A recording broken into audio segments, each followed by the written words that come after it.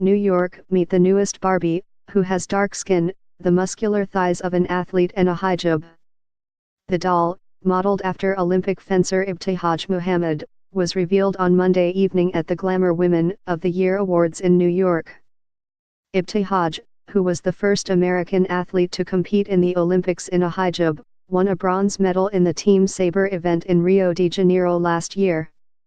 The fencing mask, the uniform, and the Olympic medal thick legs were all there, Ibtihaj noted while introducing the doll on stage at the awards show.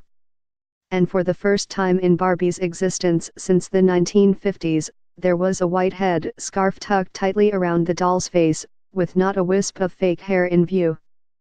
"Perfect hijab moment right here," Ibtihaj, 31, said, turning the toy this way and that.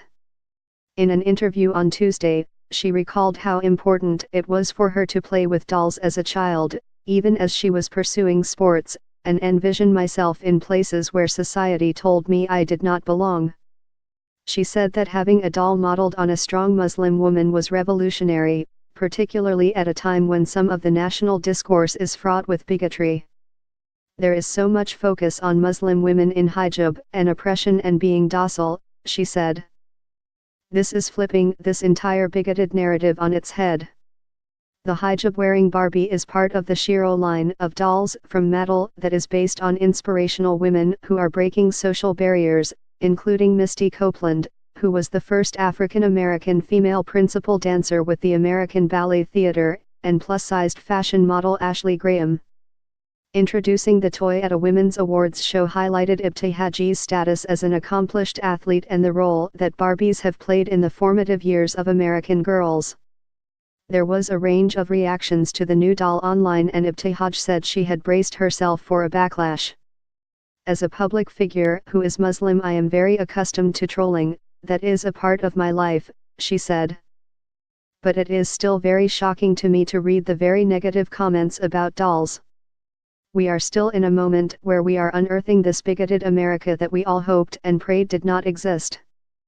Mr. Ibrahim Hooper, spokesman for the Council on American-Islamic Relations, said that after the doll was announced, he heard a radio broadcast about it that included derogatory and sarcastic language, including whether the doll would be strapped with bombs. "The haters are out in force against this," he said. "Hijab is like a red flag to the Islamophobes." He pointed to numerous occasions when Muslim women have been singled out by their head coverings and verbally or physically attacked. The fact that the cottage industry of Islam bashers has crawled out from under their rocks to attack this relatively benign manifestation of Islam in America is an indicator of where we are at, he said.